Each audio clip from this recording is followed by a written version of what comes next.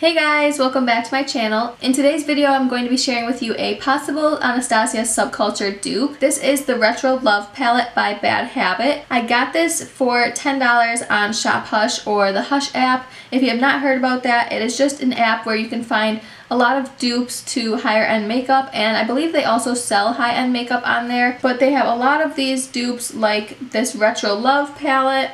And if you can see, this has almost identical colors to the Anastasia Subculture. And so today I created this look here, and I just tested out some of the shadows, as many as I could in this video, just to get a feel for the quality and blendability and my overall thoughts on the palette. I also did not use falsies because I'm trying to sort of move away from that and create some looks that will still look good with natural lashes, because not everyone likes wearing falsies all the time, so I hope you can appreciate that. As for the palette, if you want to see my review, stay tuned till the end of the video. I go over the pros and cons and sort of my overall thoughts on the palette, and if I would recommend buying it or if I would say save your money. And if you would like to see the tutorial on this look, then let's go ahead and get started. So I already primed my eyes, and I'm just going to go ahead and get right into the tutorial. So I'm using the Bad Habit Retro Love Palette.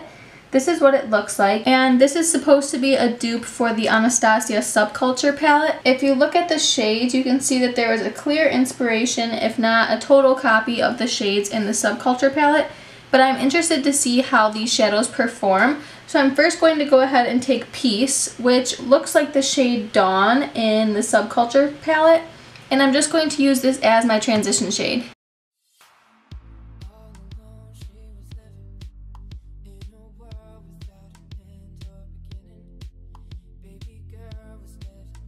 Next, I'm going to go in with a little bit of a smaller brush, and I'm going to take the shade Pop, which I believe looks like the shade Mercury.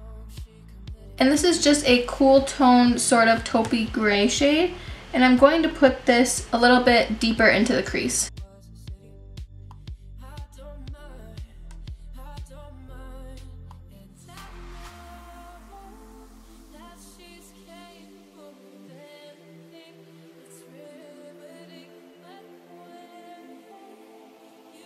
Now, since this is going to be mainly a green sort of teal look, I'm just going to go in with the shade Hippie, and this is a light olive green, and I'm going to put this in the crease just to sort of help blend out the other green shades that we're going to be using later on.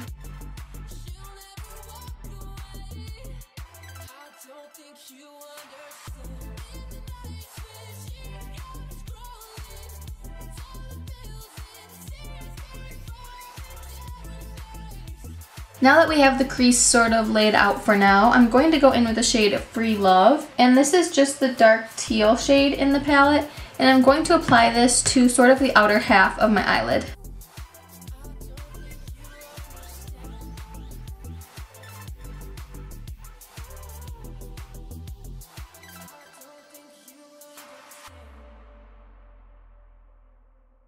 Now, before I get too far, I just want to mention that this palette does have quite a bit of kick-up, which sort of was the problem with the Subculture palette. I do think that a little bit of kick-up comes with a very pigmented palette. That's just inevitable. So to me, the amount of kick-up that I get from this palette is not bad whatsoever. It's similar to the Lorac Pro palettes, how you get a little bit of fallout with those because they are so creamy and pigmented.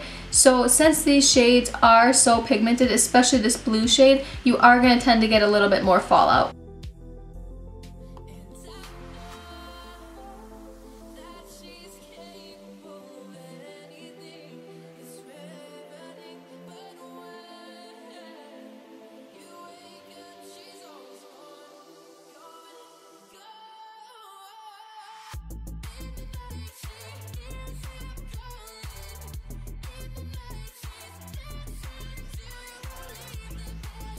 Now, if you might have noticed, since there was so much pigment here, I go to blend it out and the pigment almost just wipes away. So I think that with these shadows, you are going to have to sort of build them up to get your desired pigmentation and intensity.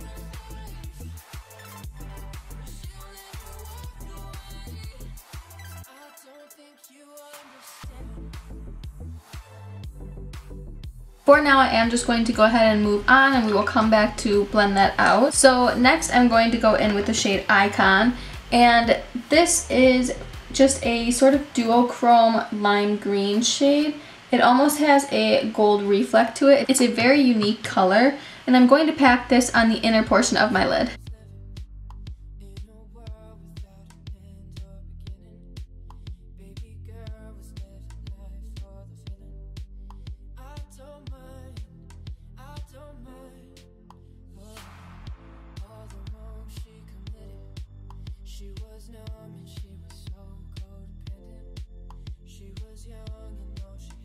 I'm just going to take a little bit of Mod. This is the darker green, sort of forest green shade in the palette. And I'm going to take this and try to blend the two of those together.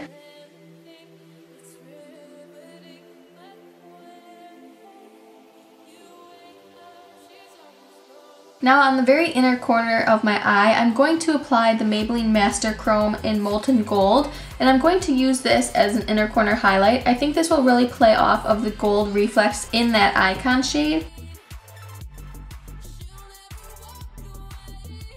So for my lower lash line, I'm going to go in with the shade Pop, which was just that gray tone shade, sort of taupey brown gray shade. And I'm going to take that on just a small pencil brush and run it along my lower lash line.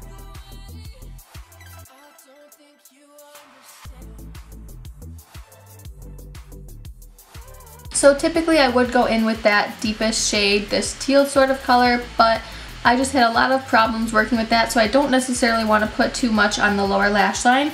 So I am just going to go in with the shade Hippie, which was that olive green shade, and I'm going to run that along the outer half of my lower lash line.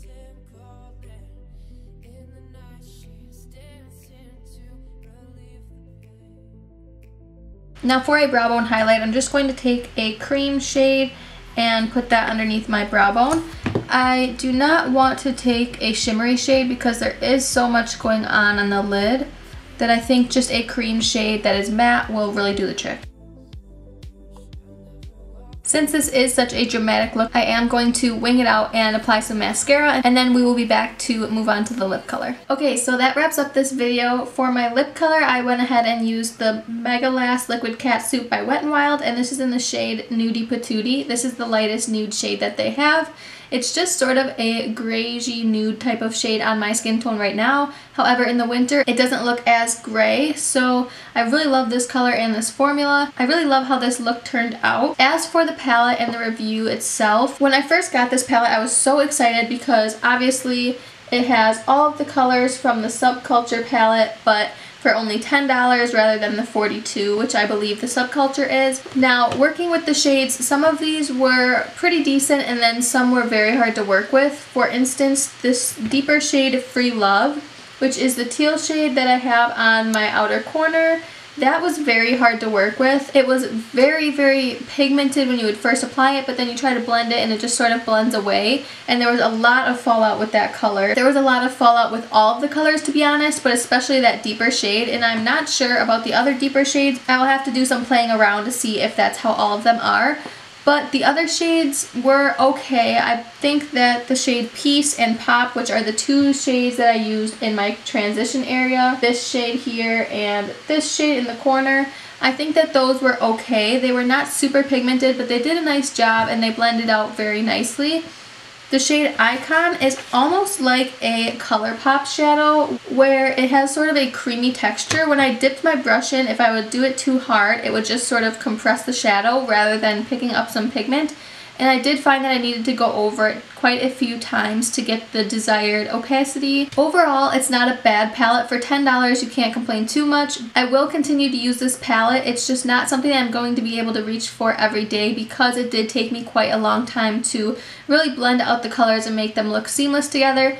But if you are just looking for color alone and just some similar shades to these, then I would recommend checking this out. If I had to give it an overall score out of 10, I would say it is about a 6. They are not terrible quality, but like I said, the ones that I personally used today at least were pretty hard to work with and it took a lot of time to blend everything out.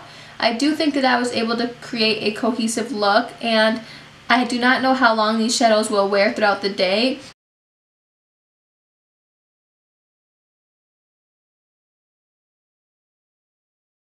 but I think that I was able to work with it enough, and with some practice you'll probably be able to do so. But if you are a beginner, or if you are looking for something that is going to have great quality, great blendability, then I would suggest sticking with the Anastasia Subculture over this one, because this one was a bit harder to work with. But that wraps up this video, guys. I really hope that you enjoyed it, and if you have any other video recommendations, be sure to leave them in the comments down below. I'm always looking for new ideas. If you like this video, be sure to give it a thumbs up and subscribe to my channel if you have not done so already. Thank you so much for watching. I really hope you enjoyed it, and I will see you in the next one.